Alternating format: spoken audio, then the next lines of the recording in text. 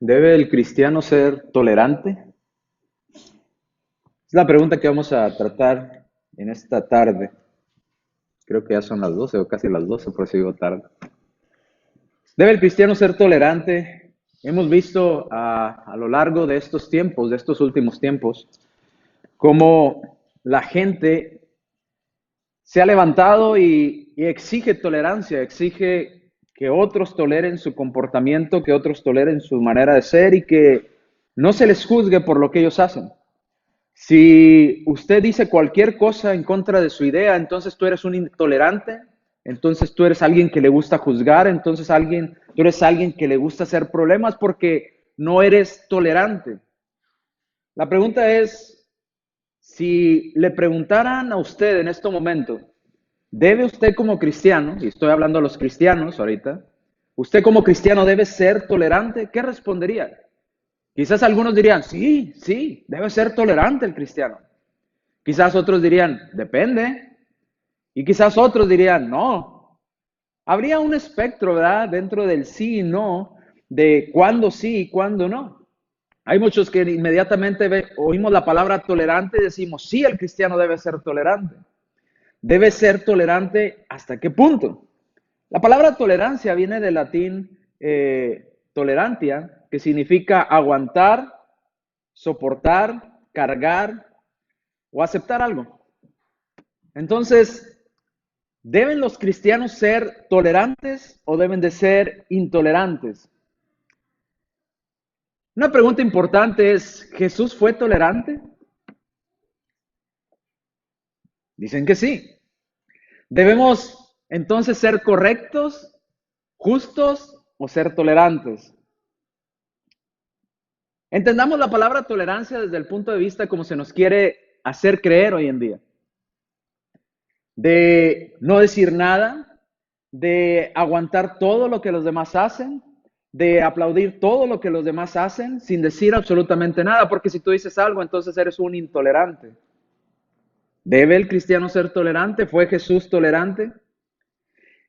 Y la tolerancia va muy de la mano con juzgar, porque si tú o a ti te consideran una persona intolerante y tú dices algo, dicen, eres un intolerante y te gusta juzgar a los demás. Entonces el juzgar y la tolerancia van a veces muy unidas, muy de la mano. Pero tenemos que entender la primera parte que vamos a ver la primera parte que hemos estudiado muchas veces, el juzgar. Cuando alguien te dice no juzgues, tenemos que inmediatamente hacer un alto y decir, hey, eso es un juicio. Si yo le digo al hermano Carlos, no juzgue, pues ya estoy emitiendo yo un juicio de mí hacia él. ¿Cómo puedo decirle a él no juzgue cuando yo estoy haciendo un juicio hacia lo que él está haciendo? El hermano Carlos me diría, hermano, ¿por qué usted me está juzgando? ¿Eh?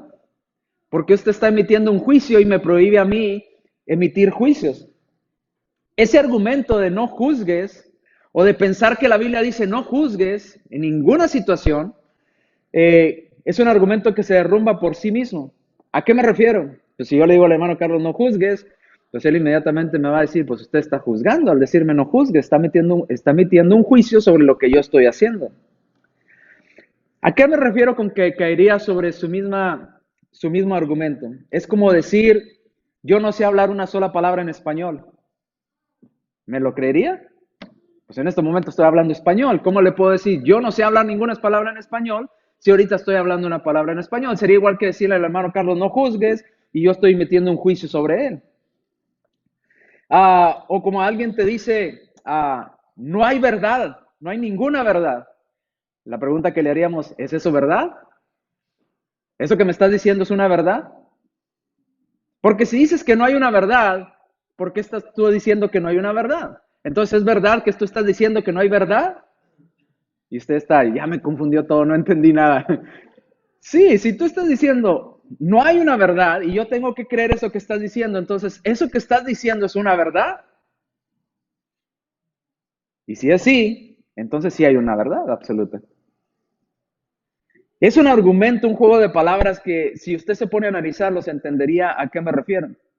Hay un filósofo que dijo por ahí, si es verdad que no hay verdad, entonces no hay una verdad para reclamar que no hay verdad.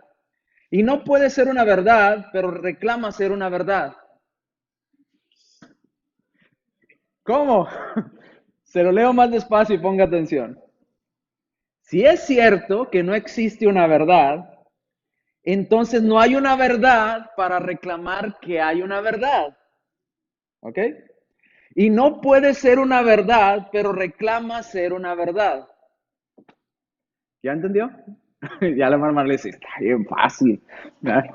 Sencillo, ¿verdad? Pero es lo mismo. Entonces, cuando decimos no juzgues, estamos usando un argumento, estamos tratando de establecer algo que no podemos establecer, porque al momento de decir no juzgues, ya estamos nosotros emitiendo un juicio. Si decimos no hay una verdad y nos preguntan, ¿eso que estás diciendo es verdad? Pues entonces, ¿sí hay verdad o no hay verdad? No se sostiene tu argumento. Ahora vamos a la Biblia. Entonces, si hablamos de la Biblia, cuando decimos no juzgues y entendemos que no juzgues es de hecho un juicio, y a veces usamos pasajes bíblicos para decir, pero en la Biblia dice, hermano, Jesús dijo, no juzgues. Bueno, vamos a ver a qué se refería Jesús. Vamos allá a Mateo capítulo 7, versículos del 1 al 5. Dice la escritura, no juzgues para que no seas juzgados. Ahí está, hermano. Ya, párele ahí está. No debemos de juzgar para no ser juzgados. No, pare la lectura, sigamos leyendo. ¿Qué dice ahí? Porque con el juicio con que tú juzgas, ¿qué? Vas a ser juzgado. Y con la medida que tú mides, vas a ser medido. Versículo 3. ¿Y por qué miras la paja que está en el ojo de tu hermano? Ojo, agarremos todo el contexto de a qué se refiere Jesús. No juzgues. No está diciendo un no juzgues absoluto. Está diciendo un no juzgues relativo. ¿A qué me refiero? Vamos a seguir en la lectura. ¿Y por qué miras la paja que está en el ojo de tu hermano? Estás emitiendo un juicio. Hermano, tienes una paja en tu ojo. Hermano, tienes un problema en tu vida. Estás emitiendo un juicio, ¿verdad? Estás juzgando algo que estás viendo en otra persona. Pero luego dice, pero no echas de ver el gran problema que tienes tú mismo. No echas de ver la viga que tienes en tu propio ojo. Versículo 4. ¿Cómo le vas a decir a tu hermano, déjame sacar la paja de tu ojo, si tienes una enorme viga delante de ti que no te deja ver? ¿Cómo puedes tú emitir un juicio correcto sobre tu hermano si no emites primero un juicio correcto sobre ti mismo? Primero ayúdate, júzgate tú mismo, analízate tú mismo y de, bueno, esto tengo que quitarlo, y cuando ya lo quites puedes ayudar entonces de una mejor manera a tu hermano. ¿Dijo Jesús no juzgues? No es un no juzgues absoluto, es un no juzgues relativo, relativo a la condición en la que estás viviendo, si puedes ayudar o no ayudar. Hay hermanos que les gusta mucho sacar la paja de los ojos de las demás personas. Para eso somos expertos la mayoría, seamos honestos. Considérese culpable usted mismo, yo me considero culpable yo mismo. A veces queremos solucionar la vida de todo mundo. Queremos ser los consejeros que solucionan los problemas de todo mundo, pero no solucionamos los nuestros. Y andamos queriendo recomendar aquí y allá, tú deberías de hacer esto, tú deberías hacer lo otro, tú haces esto, tú haces aquello. Y yo nunca me enfoco en mí. ¿Cómo ayudarlo si yo tengo un problema enorme delante de mis ojos? ¿Cómo ayudar y sacar algo tan pequeño del ojo de mi hermano si tengo una viga? Sí sabe que es una viga, ¿verdad? Un pedazo de madera enorme y quieres sacar una paja del ojo de tu hermano. Lo más triste, todavía yendo más al extremo, es aquellas personas que dan consejos en cuanto al matrimonio y dan consejos de otro en cuanto al matrimonio. Por ejemplo, por tomar un ejemplo, tú deberías hacer esto en tu matrimonio y el matrimonio de ellos es un caos. Y no hay amor en su matrimonio y no hay comprensión y no hay unidad en su matrimonio, pero sí quiere ayudar a otro a que su matrimonio salga de ese problema. ¿Cómo ayudarlo? Dice Jesús, no juzgues de esa manera. Dice, sigamos en la lectura, no echas de ver la viga que está en tu propio ojo. ¿Cómo dirás a tu hermano, déjame sacar la paja de tu ojo y aquí la viga en el tuyo? Versículo 5. Hipócrita, ¿qué dice nuestro Señor Jesucristo? Primero júzgate tú mismo. Saca primero la viga de tu propio ojo y entonces puedes emitir un juicio correcto. ¿Qué quiere decir? Podrás sacar la paja del ojo de tu hermano. Imagínese ir con el cirujano. Y que el cirujano le digan, lo vamos a operar y usted está en la camilla y todavía no alcanza a dormirse, apenas le están poniendo la anestesia y le dice a la enfermera, al cirujano, véndame los ojos que voy a operar. Inmediatamente usted se levanta de la camilla y se sale corriendo, ¿no? Va a decir, no, ¿cómo? Ojos, no. Mándenme a llamar a otro, pero tú, ¿cómo vas a agarrar ese bisturí con los ojos vendados? Me vas a matar. Bueno, así es cuando damos consejos y no nos aconsejamos a nosotros mismos. Cuando queremos ayudar a alguien y nuestra vida es tan enorme en nosotros. ¿Cómo emitir un juicio correcto cuando tenemos algo que tratar primero en nuestra vida, que es nuestro propio problema? Por eso dice el buen juez, ¿por dónde empieza? Por su casa. Por su casa empieza. El buen juez por su casa empieza, por él mismo. Hipócrita, saca primero la viga de tu propio ojo y entonces verás bien, podrás ver correctamente para sacar la paja del ojo de tu hermano. Juan 7:24. Nuestro Señor Jesucristo también dice, no juzguéis según las apariencias, sino juzgad con justo juicio. Entonces los cristianos debemos de juzgar, ¿sí o no? Sí. ¿Cómo? Con justo juicio, siendo justos a la hora de juzgar, aplicándonos el juicio primero a nosotros mismos. Y si tenemos que juzgar a nuestro hermano, tenemos que tomar en consideración Gálatas, considerándonos a nosotros mismos, porque quizás el día de mañana nosotros estemos en esa situación y como nos gustaría que nos hablaran a nosotros. Entonces, con justo juicio, juzgándonos primero a nosotros, no es cierto que la Biblia dice que no juzguemos de manera absoluta. Mire, todos los días juzgamos. Es más, me atrevo a decir que usted hace más de 100 juicios al día. Más. Se levanta, es más, desde un día antes, juzga a qué horas tiene que poner el despertador. Juzga y pone en consideración qué va a ponerse de ropa, cuánto va a ser de tiempo al trabajo, qué trabajo va a desempeñar, cómo va a iniciar su trabajo, cómo va a manejar, cómo se va a abrochar los zapatos, qué va a comer, hace juicios de todo tipo. Y es más, ya en el trabajo, ya en nuestra vida diaria, seguimos haciendo juicios. Esto es bueno, esto es malo, esto lo puedo hacer, esto es pecado delante de Dios, esto sí, esto no, y seguimos emitiendo juicios. Pero tenemos que hacer juicios justos, juicios correctos. El decir que no se puede juzgar, pues entonces no haríamos nada. Vayamos al siguiente. Entonces, dejemos el juicio a un lado. Vayamos a la pregunta entonces, ¿fue Jesús intolerante? ¿Qué piensan? ¿Fue Jesús intolerante?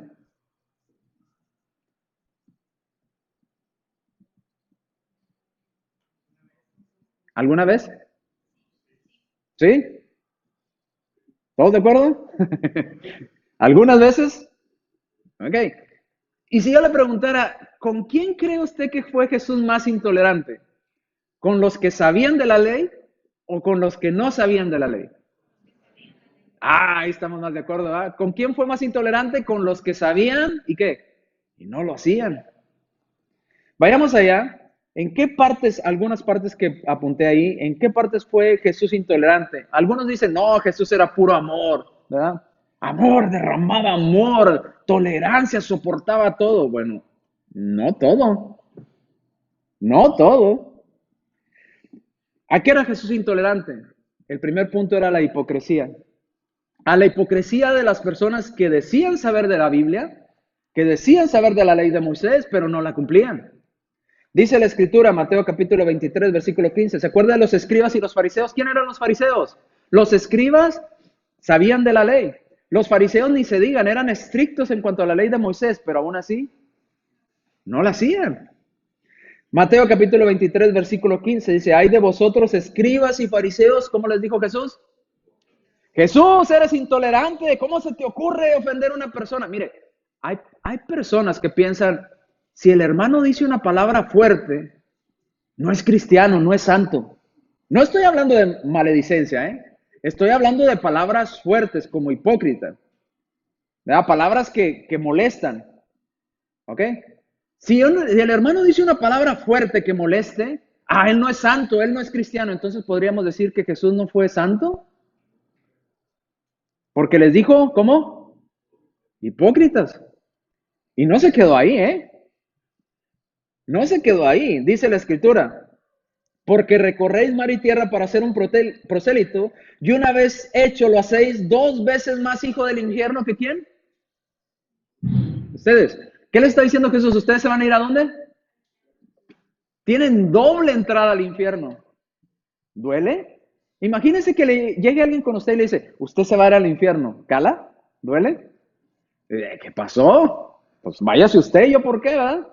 Molesta. Si alguien llega y le dice a usted, usted es un hipócrita, usted inmediatamente da 2 pasos hacia atrás y dice, hey, espérese, yo no me llevo así con usted. ¿Por qué me está diciendo eso? Son palabras fuertes.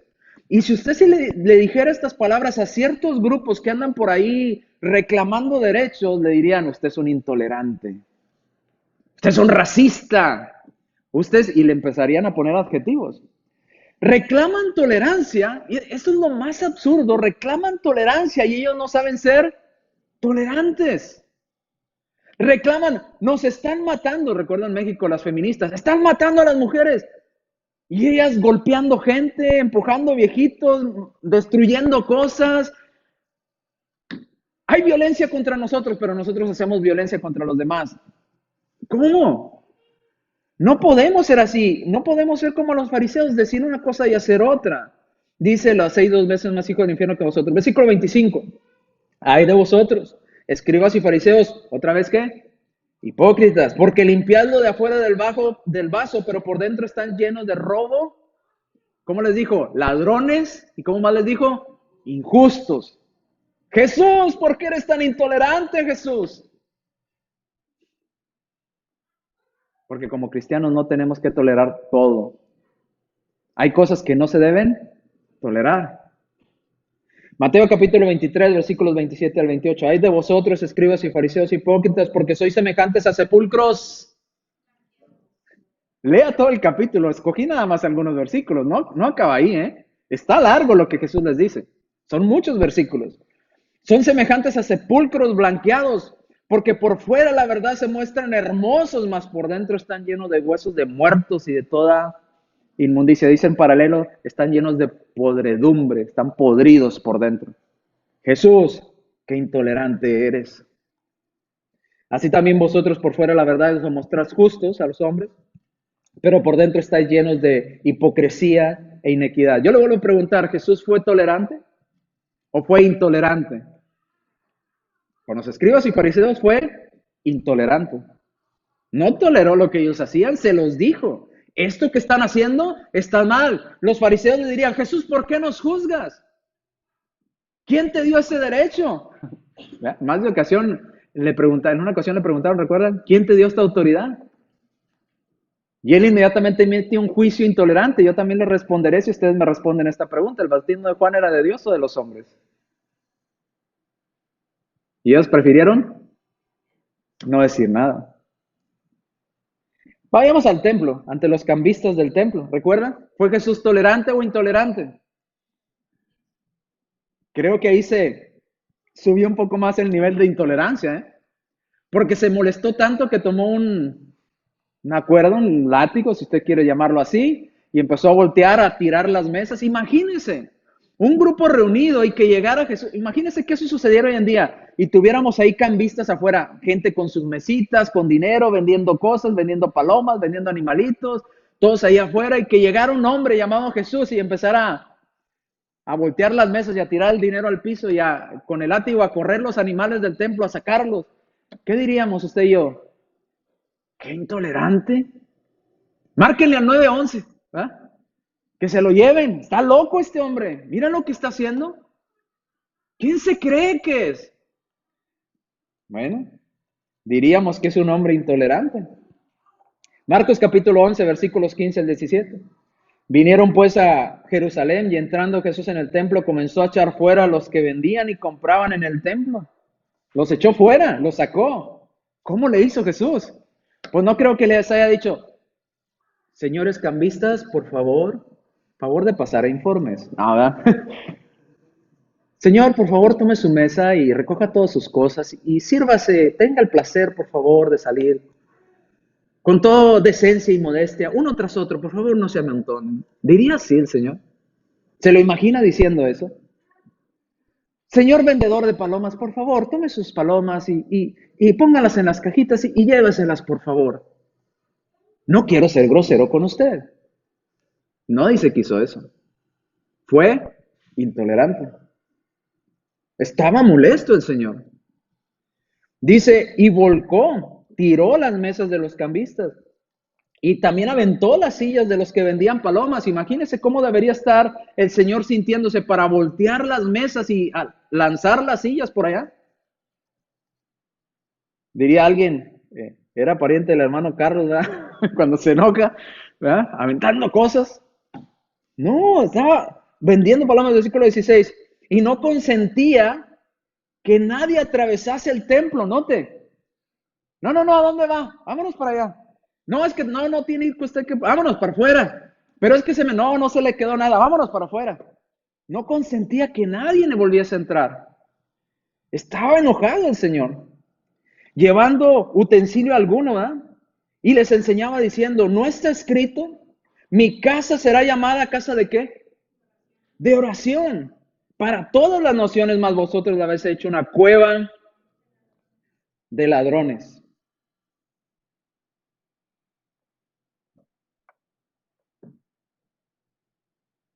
Qué bonito es cuando no se oye nada, ¿sí se da cuenta? Ni un ruido. Oía una ilustración y decían, ¿por qué se enojó el Señor cuando dijo, mi casa será llamada casa de oración? ¿Ha intentado usted concentrarse en la oración cuando hay ruido? ¿Verdad que es difícil? Imagínese usted tratar de concentrarse en la casa de oración, en lugar de adoración a Dios, tratar de dirigir la oración a Dios y que estuviera por ahí. ¿Verdad? ¿Verdad? Y las palomas cantando, ¿verdad? ¿Verdad? Y la otra vez por allá, y el ruido de los cambistas, ¿verdad? El dinero, las mesas, las sillas. ¿Cómo concentrarse? Se enojó el Señor, dice, mi casa es una casa de ¿qué? De oración. Debe haber armonía, debe haber silencio para que todos puedan concentrarse en la adoración que están haciendo a Dios. A veces hoy en día no tenemos animales, ¿verdad? Que vendan, cambistas que vendan animalitos o que hagan ruido, pero a veces nosotros somos los que causamos el ruido. E impedimos la adoración para nosotros, la concentración en nosotros, e impedimos la concentración en los demás.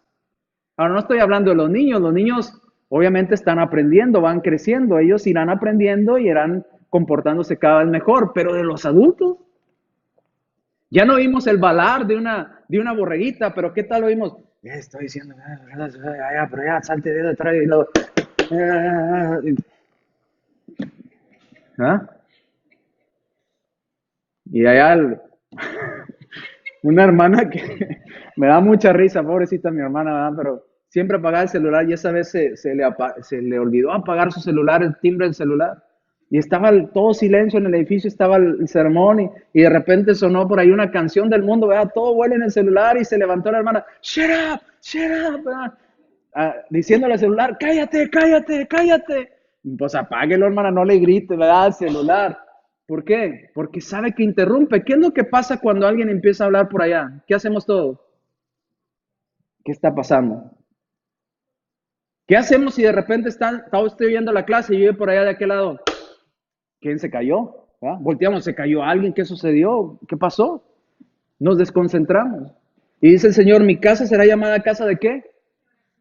¿Deberíamos de molestarnos cuando se interrumpe la adoración a Dios? ¿Deberíamos de incomodarnos? ¿O deberíamos ser tolerantes? ¿Cuándo sí, cuándo no? Le doy dos opciones. Deberíamos ser tolerantes con los niños porque los niños están aprendiendo. Deberíamos ser tolerantes con la hermana que está enferma o el hermano que está enfermo y necesita, por su condición física, salir al baño y necesita usar el baño porque está enfermo o porque tiene gripa o está tosiendo y no es porque él quiere interrumpir, sino que está enfermo. Deberíamos ser tolerantes ahí, pero con un hermano sano, una hermana sana. Un hermano que nada más está ocupado en otras cosas, o quizás está en el Facebook en ese momento mientras está la predicación, y de repente se quiere reír y se oye por allá la risa y todos, ¿de qué se ríen? ¿No? ¿Qué sucedió? Dice la escritura, Jesús fue intolerante. Dice, mi casa será llamada casa de ¿qué? de oración. Por eso sacó a los cambistas que hacían ruido, por eso sacó a los animales que perturbaban y no debían de estar ahí. Por eso limpió aquel lugar, porque mi casa, dice, será llamada casa de oración, pero ustedes la han hecho una cueva de ladrones. Guardar silencio es importante. Si a usted no le interesa aprender la clase, pues bueno, usted sabrá, ¿verdad? Pero no le quite el privilegio a los demás que sí quieren aprender. No les quite ese privilegio de poder estar concentrados en la adoración a Dios. Hoy en día, pues sabemos que tenemos que guardar esta compostura. La siguiente parte, ¿dónde más fue Jesús intolerante? Fue intolerante con las tradiciones de los hombres. Cuando los hombres quieren agradar primero las tradiciones que tiene el mundo antes que a Dios. También fue intolerante nuestro Señor ahí. Dice Marcos capítulo 7, versículos 8 al 9. Porque dejando el mandamiento de Dios, os aferráis a las tradiciones de los hombres. Deja el mandamiento de Dios y se aferra a las tradiciones de los hombres, a los lavamientos de jarros, de los vasos de beber y hacer muchas otras cosas semejantes. También les decía, bien invalidáis el mandamiento de Dios para guardar ¿qué? Su tradición. ¿Juzgó Jesús ahí? Sí. ¿Fue tolerante o intolerante? Intolerante. ¿Dejas las cosas de Dios por tu tradición? ¿Qué te está pasando? Es incorrecto. Mateo capítulo 15, versículos 7 al 9. Hipócritas. Otra vez la palabra del Señor, una palabra fuerte, ¿eh? Mateo 15, del 7 al 9. Hipócritas, bien profetizó de vosotros Isaías cuando dijo, este pueblo de labios, ¿qué? Me honra, pero su corazón está lejos de mí. Pues en vano me honran enseñando como doctrinas, mandamientos de hombres o tradiciones o tantas cosas. Alguien dijo, si nuestro Señor viniera nuevamente, ¿no lo crucificaríamos? Yo creo que sí. Yo creo que sí. Hay hombres que han hecho menos que lo que ha hecho nuestro Señor Jesucristo. Hay hombres que nada más trabajaron por el derecho al voto de los afroamericanos y lo mataron. ¿Recuerdan Martin Luther King? No vino a trabajar por nuestra salvación eterna. No estaba haciendo algo que iba a trascender, ¿verdad?, en nuestra vida espiritual. Pero les incomodó y la manera más fácil de solucionar el problema es asesínenlo. ¿Qué hicieron los escribas y fariseos con Jesús? ¿Qué planeaban hacer con Jesús? Dice la Escritura, constantemente planeaban matarlo. ¿Por qué? Porque este hombre nos juzga, porque este hombre es un intolerante con nosotros, porque este hombre nos dice lo que estamos mal. Él debería decirnos y hablarnos de amor. Es que es precisamente el amor lo que nos lleva a decir que está mal. Y no lo entendemos. Pensamos que la palabra amor significa soportar todo. No. ¿Dónde más fue Jesús intolerante? Bueno, no voy a seguir más, hay más pasajes, pero lo resumí en este punto. En hacer tropezar a los pequeños. ¿Recuerda? Si tú haces tropezar a uno de estos mis pequeños, mejor te fuera que te atases una cuerda de molino al cuello y te arrojases a lo profundo del mar. ¡Qué intolerante, Jesús! ¿No aguantas nada, Jesús? A la inmoralidad sexual, ya vemos, ¿verdad? Los adúlteros y los fornicarios no heredarán el reino de los cielos. Y a todo tipo de pecado fue intolerante nuestro Señor Jesucristo. ¿Qué quiero concluir, hermanos? Quiero concluir con esta parte.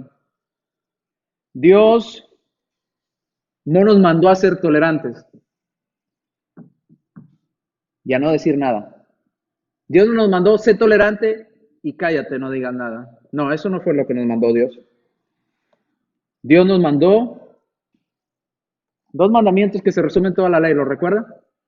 Amarás a Dios con todo tu corazón, con toda tu alma, con toda tu mente, con todas tus fuerzas. El segundo, juzga a tu prójimo como a ti mismo. Tolera a tu prójimo como a ti mismo. ¿No qué es? Amarás a tu prójimo como a ti mismo. Entonces, ¿a qué nos mandó Dios? Amar a nuestro prójimo. ¿Y qué conlleva amar? Por amor, tenemos que decirle a la persona que está mal en su vida. Si tú estás viendo que una persona se va a caer en un pozo y va a perder su vida o en un barranco y realmente lo amas, ¿qué vas a hacer? Vas a ir a rescatarlo y quizás la persona quiera seguir caminando y tú vas a decirle, no, Es que te vas a caer, es que te vas a lastimar. No, es que si me amas, déjame. No, es que porque te amo, no quiero que te mates. O sea, si no te amara, pues mátate, tírate. Pero es porque te amo y porque Dios me mandó a amarte que te tengo que decir las cosas que están mal.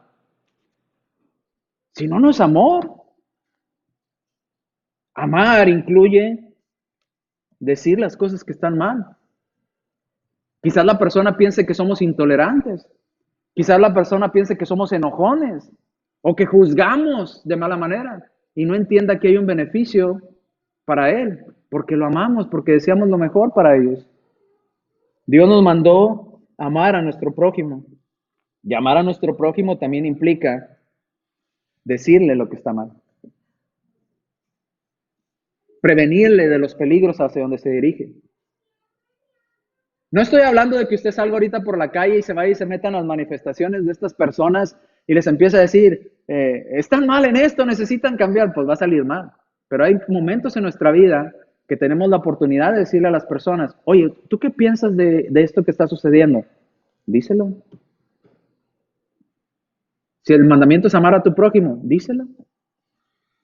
Pues tú piensas eso, pero con todo respeto, no estás bien. Y la Biblia dice que deberías de hacer esto si quieres estar bien delante de Dios. Sé que vas a pensar que te estoy juzgando, sé que vas a pensar que soy un intolerante, sé que vas a pensar que soy un mente cerrada, sé que vas a pensar que soy un exagerado, pero por amor te lo tengo que decir, no está bien. Te va a lastimar, te va a traer consecuencias en esta vida y en la vida venidera. No es correcto delante de Dios. Muchos de ellos lo van a escuchar, muchos van a decir, esos cristianos intolerantes. Tú eres un exagerado, es un fariseo, es lo que eres. Cristo siempre hablaba de amor, Cristo toleraba todo. No, no es cierto. Cristo nunca toleró el pecado. No es verdad. Si toleró que lo maltratáramos era porque quería librarnos del pecado, pero no porque solapara el pecado. Ya vimos varios ejemplos. Cristo no fue una persona tolerante en cuanto al pecado. Le decía hace un momento, el buen juez por su casa empieza. ¿Cuándo empezaremos a juzgar a nuestra familia? A ser intolerantes con el pecado que hay en nuestro hogar y decirles, mi hijo, eso está mal. Sé que hay muchos hijos que ya son adultos y dirán, pues yo soy adulto y hago lo que quiera. Ok, pues ya es adulto. Pero por amor a él deberíamos de decírselo otra vez y decírselo otra vez. Quizás un día reaccione y cambie. No podemos forzar a alguien que ya es adulto, ya está casado, ya vive aparte, ¿verdad? Pero nuestra responsabilidad por amor a él es decirle, no vas por buen camino, reconsidera. Mira, no te va a traer cosas buenas. Y no te lo digo por ser intolerante contigo, te lo digo porque Dios me mandó a amarte y realmente te amo. Y quiero lo mejor para ti. El mismo Señor nos mostró en Hebreos capítulo 12, versículo 6, porque el Señor al que ama, ¿qué dice? ¿El amor es solapar todo? No. Dios al que ama, ¿qué hace Dios con el que ama? Lo disciplina. ¿Por qué? ¿Porque es un Dios intolerante? ¿Porque es un Dios injusto? ¿Porque es un Dios que nos odia? No, porque quiere lo mejor para nosotros. Y si sabe que vamos por el camino de la perdición, nos disciplina, nos dice, por ahí no. Es incorrecto que lo hagas así. Mira, es de este lado. Porque el Señor al que ama disciplina, y no solamente dice lo ama y lo disciplina, dice, sino azota a todo aquel que recibe como qué. ¿Somos hijos de Dios? Amén. ¿Nos va a disciplinar Dios? ¿Nos va a gustar la disciplina? No. ¿Nos va a gustar los azotes de parte de Dios? No. Pero seamos mejor hijos obedientes. Un hijo obediente lo disciplinan poco. ¿No le ha tocado a usted, los que han tenido muchos hijos? Yo lo veo en familiares, ¿verdad? Que tuvieron familias de 10 hijos, 8 hijos, familias grandes, ¿verdad? Y hay hijos de todos tipos de formas de ser, ¿verdad? Cada hijo es diferente. Hay unos muy nobles, unos muy rebeldes, unos muy graciosos, unos muy serios. Cada quien tiene su forma de ser. Y me llamaba mucho la atención que decían esta frase. Es que a él, llamando a uno de sus hijos, a él ni siquiera le tengo que decir nada. Si le digo, quédate ahí, se queda ahí. Si le digo, tráeme esto, me lo trae. Si le digo, pórtate bien, se porta bien. Ah, pero aquel, le digo, quédate ahí, y apenas me volteo y ya no está ahí. ¿Y dónde está tu hermano? ¿Y a dónde se fue? ¿Y dónde se escondió? Porque hay de todo tipo de forma de ser. Si queremos que Dios nos discipline poco, deberemos ser obedientes. Cuando un hijo es obediente, usted dice, mi hijo, ven para acá, y esta varita, hace como 3 años que no te pego, déjame te pego porque eres muy obediente, pero pues nunca te he pegado, tengo que estrenar esta varita. ¿Hace eso? ¿Verdad que no? Porque no hay razón de ser, no hay razón de aplicar esa disciplina si el hijo se está portando bien. No hay razón de hacer nada malo o que ocasione alguna incomodidad en él porque está haciendo las cosas bien. Pero a veces somos rebeldes, ¿verdad? Somos hijos rebeldes. Y Dios nos tiene que disciplinar. Porque ¿qué hijo es aquel a quien el padre no disciplina? Sigue leyendo ahí, sigue la lectura ahí en Hebreos. Vayamos a ver el versículo 11. Es verdad que ninguna disciplina al presente parece causa de gozo. Estás castigado. ¿Qué inmediatamente dicen los hijos? ¿Por qué? Pues no ha de ser por bueno.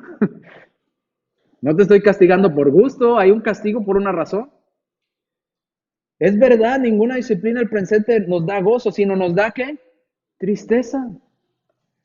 Y recuerdo una y otra ocasión que mi madre decía, esto me va a doler más a mí que a ti. Y si usted le pregunta a mi mamá, ¿le pegaba a sus hijos? Mamá va a decir, no, yo nunca le pegaba a mis hijos. Claro que sí nos pegaba, claro que sí nos disciplinaba, ¿verdad? Pero ahora no quiere reconocerlo. Y le doy las gracias por disciplinarlo. Le agradezco, porque es debido a esa disciplina que te corrigen y es mejor sufrir en un momento y no sufrir toda tu vida. No trae gozo, trae tristeza y decía, esto me va a doler más a mí que a ti. Y yo me reía, yo decía, no, esto me duele más a mí, a usted no, me duele más a mí. No fue hasta que fui padre que me acordé de esas palabras, esto me va a doler más a mí que a ti. Y sí le duele a uno. No le duele físicamente, le duele internamente, porque es tu sangre, es tu hijo, es parte de ti. Y tienes que aplicar una disciplina física sobre algo que él hizo mal y te duele y no te sientes alegre, no estás, yeah, lo discipliné, sí, le di 3 cintarazos, sí, lo castigué, bien, no. ¿O alguien ha sentido así cuando disciplina a su hijo? ¿Verdad que no? Se siente triste y es más, a veces hasta se siente uno mal de, ¿verdad? ¿Se me habrá pasado la mano? ¿Verdad? ¿Estaré muy exagerado? ¿O será mucho castigo? Por lo que... Empezamos a acusarnos a nosotros mismos porque amamos a nuestros hijos, porque nos importa. No trae felicidad la disciplina ni a quien la aplica, ni a quien la recibe. ¿Usted cree que a Dios estará contento? Bien, los castigué, los discipliné, qué bueno. No, igual que nosotros se siente mal, pero sabe que es por nuestro propio bien. Si no trae tristeza, esto es lo que tenemos que ver. Pero en el futuro trae frutos de apacible, de justicia, en los que ellos han sido ejercitados. Trae cosas buenas para su vida en el futuro. La disciplina es sembrar algo para que después dé frutos buenos que deseamos. ¿Debe el cristiano ser tolerante o intolerante? ¿Debe el cristiano ser tolerante con quien merece tolerancia? ¿Debe el cristiano ser intolerante con todo tipo de pecado y de cosa que traiga perjuicio a nuestra vida o de nuestros seres queridos? Así lo fue el Señor. ¿Cómo sabemos que el Señor fue tolerante, pero a la vez fue intolerante? Fue intolerante con los pecadores, con los que sabían de la ley y no lo hacían, con el pecado en sí, pero fue tolerante con aquellos que necesitaban la salvación. Porque dice Isaías, como cordero fue llevado al matadero, ¿verdad? Y delante de sus trasquiladores, enmudeció y no abrió su boca, ¿verdad? Fue maltratado, fue humillado. Por su herida fuimos nosotros curados, por su llaga. Porque necesitábamos de esa tolerancia, necesitábamos de ese sacrificio para poder tener beneficio. Fue intolerante con el pecado, ¿verdad? Fue tolerante con quien merecía tolerancia. Y si usted y yo nos llamamos cristianos, debemos hacer lo mismo que hacía nuestro Señor Jesucristo. ser intolerantes con el pecado, ser intolerantes con la injusticia, ser intolerantes con cosas que traen perjuicio a nuestra vida física y espiritual, pero ser tolerantes con aquellos que merecen tolerancia. Vamos a tener un himno y le voy a pedir a nuestro hermano Carlos si nos busca un himno de invitación para tener un himno en esta mañana. Y le animo a que no se asuste de emitir juicios justos, no se asuste de ser intolerante con el pecado. Hoy en día, decía un psicólogo, y leía las palabras de un psicólogo y decía, hoy en día los padres quieren ser amigos de los jóvenes y los jóvenes lo menos que necesitan ahorita son más amigos que solapen su pecado. Lo que necesitan los jóvenes son padres que los guíen, son padres que les digan, mijo, esto es incorrecto, sé que te va a molestar, pero no está bien. Y tengo que decírtelo y quizás digas, ya me lo dijiste, papá, ya me lo dijiste 1000 veces, mamá, pues te lo voy a decir 1001 vez. Necesitas saber de esto. Y no por eso no te amo. Y no por eso no soy tu amigo. Pero necesito cumplir mi labor delante de Dios. Por amor a ti y por el beneficio en el futuro, tengo que decirte lo que es mejor para ti. De jóvenes pensábamos, ¿recuerda usted? Que nos decían nuestros padres, cuando tú vas, yo ya vengo, ya fui, ya vine y ya volví a ir. Tienen más experiencia de vida. ¿Por qué cree que la Biblia recomienda que los que estén al cargo de la grey sean los ancianos? Porque ya fueron, ya educaron a sus hijos, ya crecieron sus hijos, ya se casaron, ya fueron, ya vinieron, ya llevan recorrido como cristianos, ¿verdad? Entonces tenemos que decirle esto a nuestros hijos. Nuestros hijos piensan que lo saben todo, pero les falta experiencia de vida. Tienen mucho conocimiento teórico, pero les falta mucho conocimiento práctico de las consecuencias que traen las malas decisiones en la vida. Y hay que ser intolerantes con lo que tenemos que ser intolerantes. Y hay que ser tolerantes con aquellos que merecen tolerancia. Vamos a estar de pie mientras nuestro hermano nos despide en este último himno. Bueno, nos dirige en este último himno.